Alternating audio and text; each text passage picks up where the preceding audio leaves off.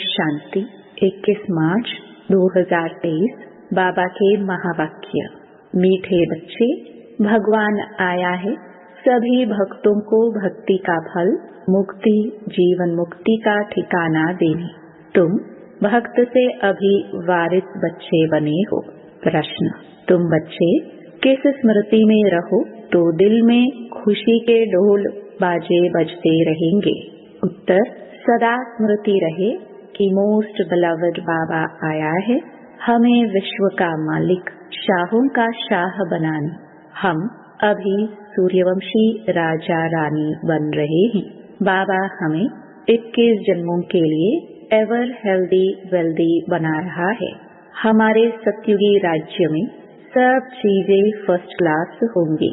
तत्व भी सतो प्रधान होंगे। आत्मा और शरीर दोनों गुलगुल फूल समान होंगे। इसी स्मृति से दिल में खुशी के ढोल बाजे बजते रहेंगे। ओम शांति। बच्चे जानते हैं कि बाप परम धाम में रहने वाला है। वह बाप खुद बच्चों को कहते हैं, अब तुम भक्त नहीं हो, अभी तो तुम भगवान के बच्चे हो।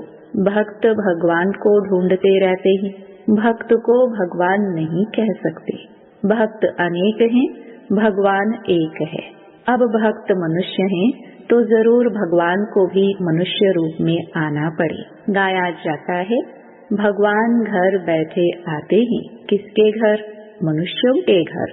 भगवान को जरूर मनुष्य रूप धारण करना पड़े। निराकार परमपिता परमात्मा एक है, भक्त अनेक हैं। सभी मनुष्य इस समय भक्त हैं, भगवान को याद करते हैं, समझते हैं कोई समय भगवान को आना जरूर है। वह है स्वर्ग का रचयिता, तो जरूर एक ही होगा ना, अनेक तो नहीं हो सकते। भगवान आकर मनुष्य रूप में भक्तों को समझाते हैं। आधा कल्प तो मुझे याद करते हैं।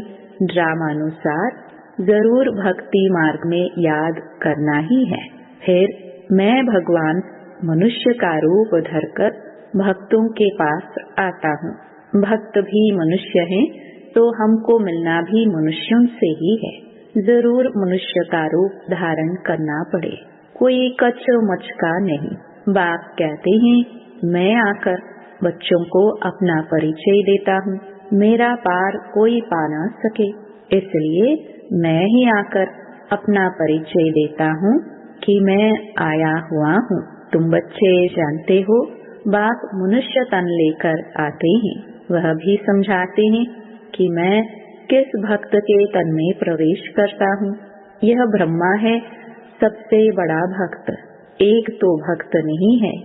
जो भी पुराने भक्त हैं उनका हिसाब बताते हैं।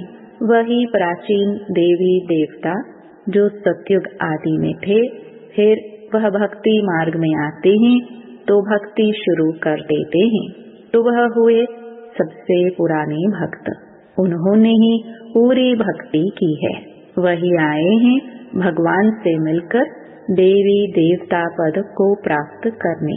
फिर आकर सम्मुख मिलते हैं। तुम जानते हो, हम भक्त थे, सारी दुनिया भक्त है। भगवान आया हुआ है भक्तों की रक्षा करने, क्योंकि भक्त बहुत दुखी हैं।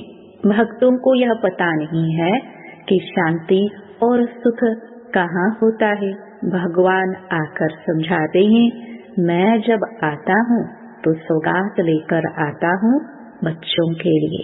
बेहद का बाप जरूर बेहद की सौगात लेकर आएंगे। अभी तुम समझते हो हम भक्त नहीं हैं। भगवान ने आकर अपना ही वारिस बनाया है। भक्त वारिस नहीं होते। वह ऐसा नहीं समझते कि हम बच्चे हैं, बाप से हमको वर्षा लेना है। वह तो सर्वव्यापी कह देते हैं। तो फिर भगवान कहाँ से आए? अब तुमको वर्षा जरूर चाहिए, इसलिए मुझे याद करते हो। वर्षा भी फर्स्ट क्लास चाहिए, सेकंड थर्ड क्लास नहीं।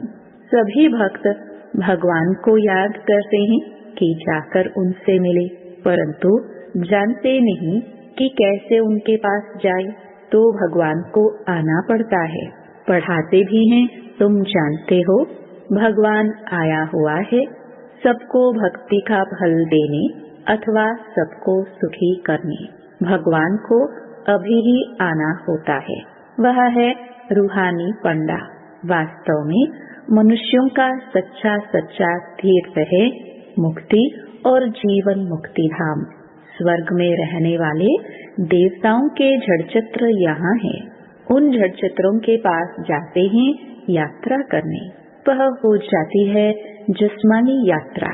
दिलवाड़ा मंदिर में व जगदम्बा के पास यात्रा करने जाते हैं, वह है भक्ति।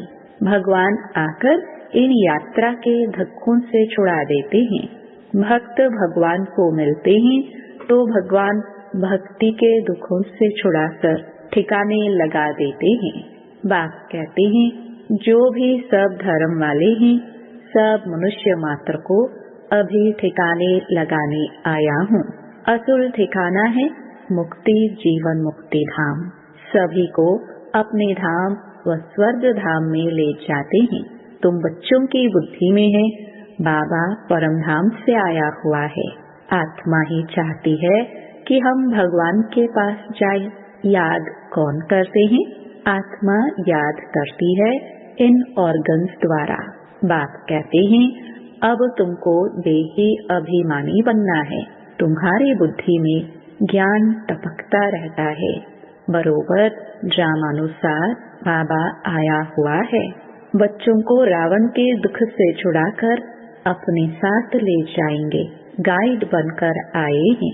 तुमको रूहानी तीर्थों पर जहाँ जाना है वहाँ से फिर लौट कर नहीं आना है। यहाँ तो है अल्पकाल के लिए जिस्मानी तीर्थ। यह जड़ तीर्थ बंद हो जाते हैं, फिर तुम सभी तीर्थों पर जाते हो। सच्चा तीर्थ एक है मुक्ति धाम, दूसरा है जीवन मुक्ति धाम। उन सभी तीर्थों पर जाने लिए भी भक्त जिस्मानी तीर्थ करते रहते हैं।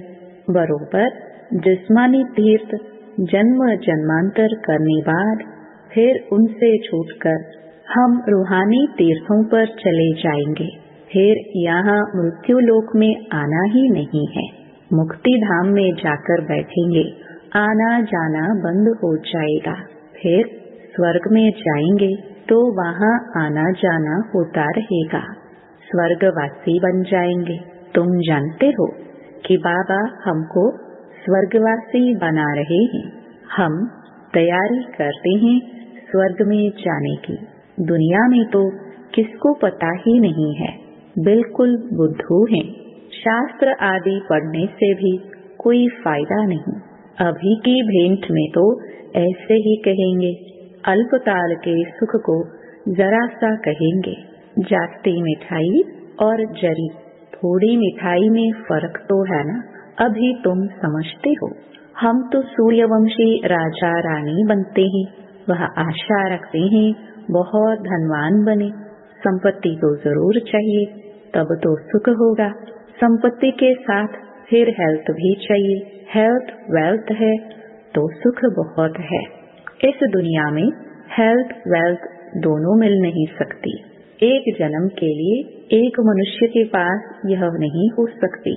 वहाँ तो तुम सब 21 जन्मों के लिए हेल्थी वेल्थी रहते हो। वहाँ तो अनादि आदि हर चीज की बहुत सस्ताई होगी। पैसे की तो दरकार ही नहीं होगी। पैसे बदले अशारफियाँ देते होंगे और चीज फर्स्ट क्लास होगी। तत्व भी सतो प्रधान बन जाते तो उनसे माल भी बहुत अच्छे बनते होंगे। खाने आदि में कितना मजा होगा। अभी तुम्हारे दिल में ढोल बाजा बजना चाहिए। मोस्ट बिलवड बाप आए हुए हैं। कहते हैं मैं तुम्हारा मोस्ट बिलवड बाप हूँ। 63 जन्म तुमने याद किया है। जरूर बिलवड है तब तो याद करते हैं न। मनुष्यों को तो कुछ भी पता नहीं। बाबा हमको शाहों का शाह, स्वर्ग का मालिक, विश्व का मालिक बनाते हैं। देवी देवताएं विश्व के मालिक हैं न, परंतु उन पर भी झूठे कलंक छोटेपन से ही लगा दिए हैं। कितनी झूठी बातें लगा दी हैं। माया बिल्कुल ही 100% नॉनसेंस बुद्धि बना देती है। यह भी ड्रामा का खेल है। तो अब मोस्ट बिलवड बाप कहते हैं, मुझे पूरा याद करो तो तुम्हारे पूरे विकर्म विनाश हो। गुलगुल फूल बनो। आत्मा गुलगुल होगी तो शरीर भी ऐसा अच्छा मिलेगा। त्वमेव मातश्च पिता। यह किसकी महिमा है? कुत्ते बिल्ली सब में ईश्वर है तो क्या उनको कहेंगे माता पिता? मनुष्यों की बुद्धि क्या बन पड़ी है। भव का कितना दिखाते हैं।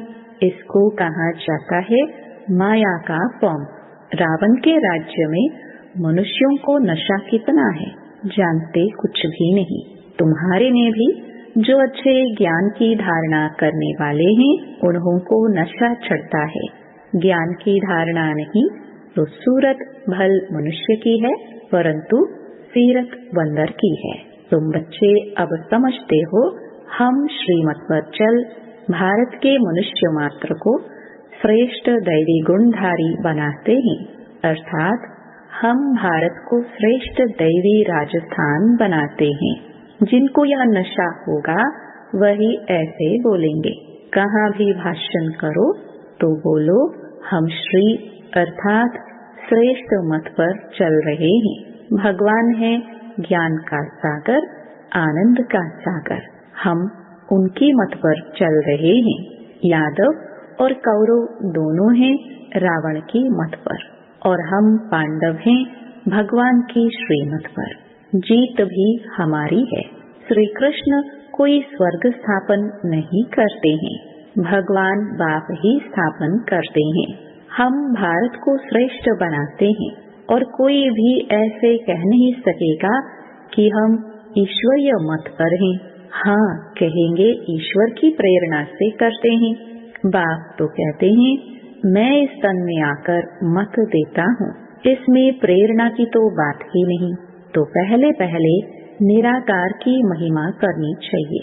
वह मनुष्य सृष्टि का बीज रूप है, ज्ञान का सागर, सुख का सागर है। उनकी मत पर हम चलते हैं।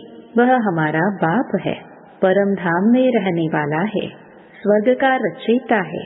जो जानता होगा वही महिमा करेगा। सारे सृष्टि को पावन बनाने वाला तो एक ही होना चाहिए, अनेक थोड़े ही होने चाहिए।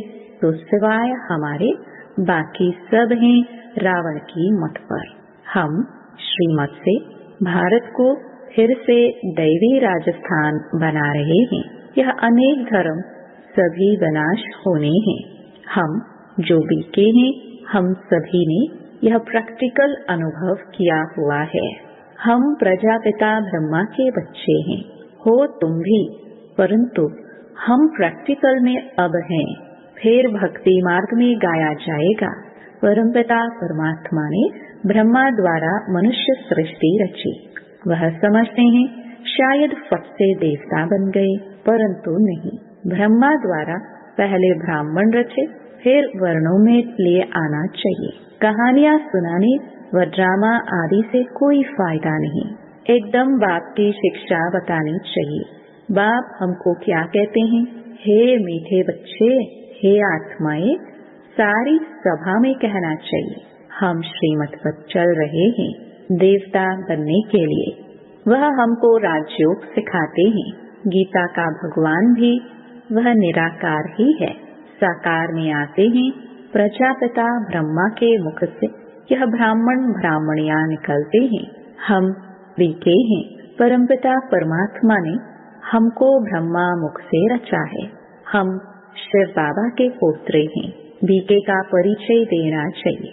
तुम भी सब आत्माएं शिव के पोत्रे प्रजापिता ब्रह्मा के बच्चे हो। अभी फिर से यह नई रचना हो रही है, ऐसे समझाना चाहिए। जो समझे बरोबर हम भी शिव के पोत्रे ब्रह्मा के बच्चे हैं।